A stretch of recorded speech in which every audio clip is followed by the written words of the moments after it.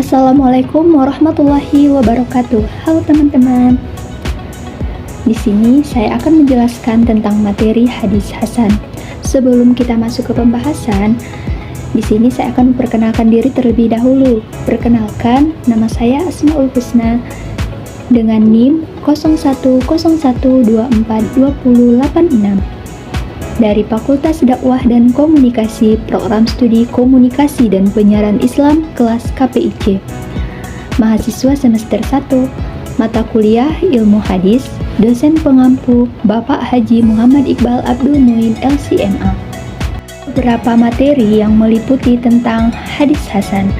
Yang pertama, pengertian hadis hasan. Yang kedua, ciri-ciri hadis hasan. Dan yang ketiga, klasifikasi hadis hasan. Dan yang keempat, contoh hadis hasan. Kemudian, kegunaan hadis hasan dalam hukum Islam. Dan kesimpulan.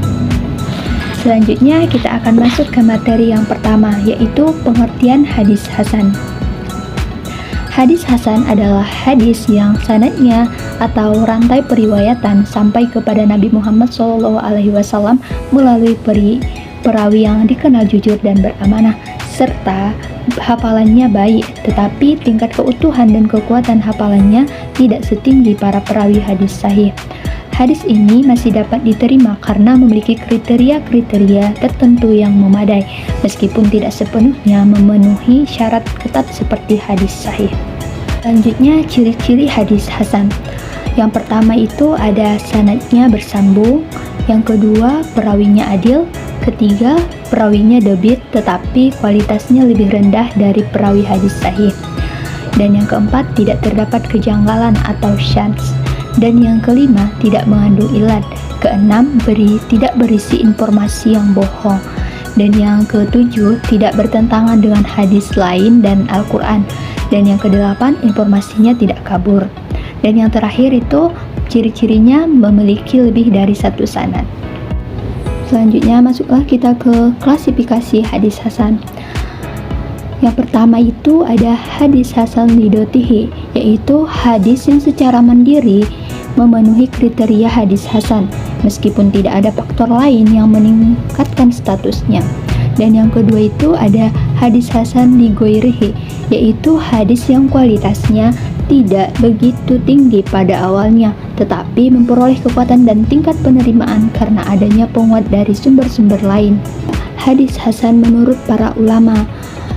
Yang pertama itu ada menurut Imam Tirmizi. Imam Tirmizi mengklasifikasikan hadis sebagai sahih, hasan, atau dhaif berdasarkan kualitas perawi dan sanadnya. Dan yang kedua itu Imam Ibnu Hajar menyebutkan bahwa hadis hasan adalah hadis yang diterima secara umum meskipun tingkat kekuatannya tidak setinggi hadis sahih. Dan yang terakhir itu ada menurut Imam Al-Bukhari dan Imam Muslim, cenderung lebih memilih hadis sahih dalam karya-karya mereka, namun menerima hadis hasan sebagai hujah. Materi selanjutnya yaitu contoh hadis hasan. Yang pertama itu hadis riwayat Tirmizi. Sesungguhnya amal itu tergantung niatnya. Hadis ini diterima meskipun sanadnya tidak sekuat hadis sahih.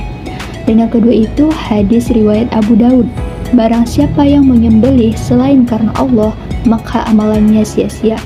Diriwayatkan oleh perawi yang adil, namun sedikit lebih lemah dari hadis sahih. Selanjutnya ada kegunaan hadis hasan dalam hukum Islam.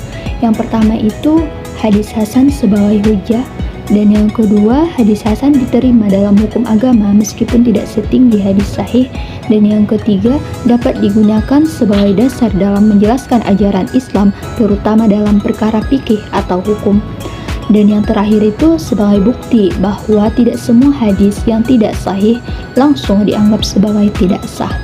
Kesimpulan dari materi hadis hasan yaitu hadis hasan merupakan salah satu kategori hadis yang diterima dalam ilmu hadis, dan meskipun tidak mencapai tingkat kesempurnaan hadis sahih, hadis ini tetap bisa dijadikan dasar hukum atau pedoman dalam agama Islam. Dengan adanya pemahaman yang mendalam tentang hadis hasan, umat Islam dapat lebih bijaksana dalam menggunakan hadis-hadis yang diterima dalam praktik keagamaan sehari-hari. Sekian penjelasan dari saya tentang hadis hasan. Semoga bermanfaat. Terima kasih. Setelah kita membahas tentang materi hadis hasan tadi, di sini saya ada kuis nih teman-teman tentang hadis hasan. Ya, mari kita mulai. Soal yang pertama, apa yang dimaksud dengan hadis hasan? A. Hadis yang sanadnya terputus. B. Hadis yang sanadnya tidak terputus dan perawinya adil. C. Hadis yang hanya diriwayatkan oleh satu perawi. D. Hadis yang tidak memiliki sanad. Mari kita coba yang jawabannya yang B. Hadis yang sanadnya tidak terputus dan perawinya adil. Jawabannya benar teman-teman. Teman-teman jawabannya benar gak? Next, kita lanjut ke soal nomor 2. Siapakah yang memberikan penjelasan tentang hadis hasan dalam ilmu hadis? A. Imam Bukhari. B. Imam Muslim. C. Imam Tirmizi. D. Imam Al-Hafiz. Coba kita jawab A. Imam Bukhari. Jawabannya salah deh teman-teman. Coba kita jawab yang C. Imam Tirmizi. Jawabannya benar. Ternyata jawabannya C. Imam Tirmizi. Next, kita lanjut ke soal yang nomor 3. Apakah status hukum dari hadis hasan? A. Dapat diterima sebagai hujah.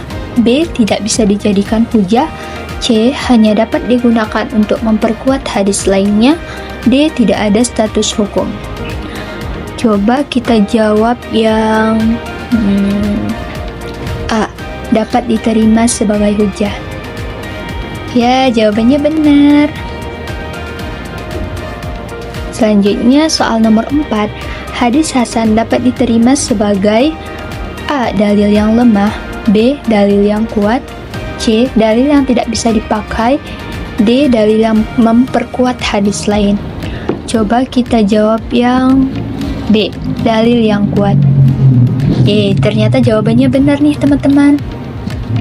Dan yang pertanyaan yang terakhir yaitu apa perbedaan antara hadis hasan dan hadis sahih?